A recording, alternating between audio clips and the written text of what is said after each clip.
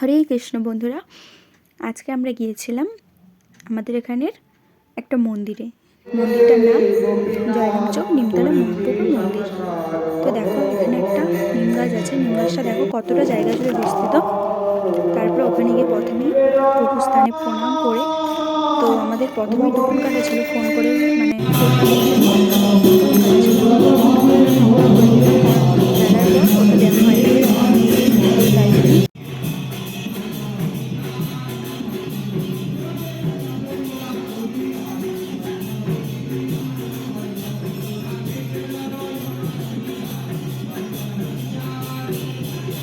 তো ওখানে আরতি শেষ হওয়ার পর আমরা মন্দিরের মানে পেছনের দিকে যেটা আছে সেখানে আমরা চলে এলাম। তো মন্দিরটা অনেকটা জায়গা জুড়ে বিস্তৃত। দেখো, মন্দিরটা আমি তোমাদেরকে পেছন সাইড থেকে দেখাচ্ছি। তারপর এখানে প্রসাদ নিলাম, বাকিটা তোমাদেরকে সেকেন্ড পার্টে দেখাচ্ছি। হরে কৃষ্ণ, প্রেম সে বলো রাধে রাধে।